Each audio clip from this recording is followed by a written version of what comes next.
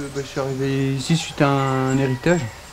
J'ai hérité de cette maison en très mauvais état. La toiture était en amiante, c'était pas isolé, très humide, terre battue, les poutres étaient pourries, les planchers pourris, toutes les ouvertures pourries ou inexistantes. Et donc il n'y avait pas d'électricité, ni de téléphone, ni d'eau. Je me rendais pas compte de ce que c'était que de refaire une maison. J'ai contacté le Pactarim pour leur demander un coup de main pour m'aider à financer la pelleteuse pour creuser derrière la maison. Parce qu'il y avait des gros problèmes d'humidité, vu que la maison est encaissée dans la roche. Et là, il fallait sortir une trop grosse somme d'argent pour moi.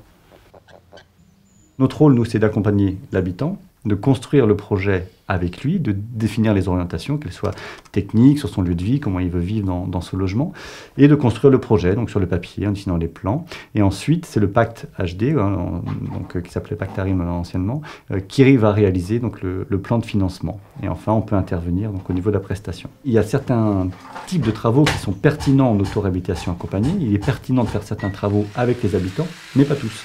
Donc, on fait intervenir des artisans. Sur cette situation-là, la situation sur laquelle on est aujourd'hui, il y avait une extension à construire, des fondations à faire, une extension en sature-bois. Donc, chose qu'aujourd'hui, nous, techniquement parlant, on ne pouvait pas faire dans le Morbihan. Donc, on a fait appel donc, à cet artisan, donc à Franck, qui a bien voulu s'associer au projet, associer l'habitant et réfléchir avec nous pour la construction et la réhabilitation de cette maison. Alors voilà, nous ici, nous avons réalisé une dalle en béton et le soubassement pour pouvoir soutenir une ossature bois. Que nous avons réalisé en Douglas avec l'étanchéité à l'air et la charpente et les supports du futur parement intérieur.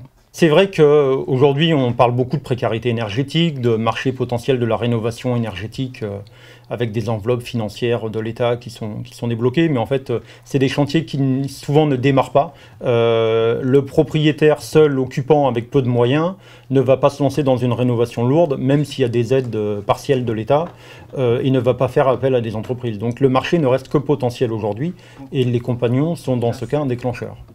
Parce que déjà il y a des projets à monter financiers, enfin il y a des démarches que le maître d'ouvrage ne ferait pas lui-même et que nous on n'est pas habilité ni en mesure de faire. Donc pour nous ce sont de nouveaux marchés.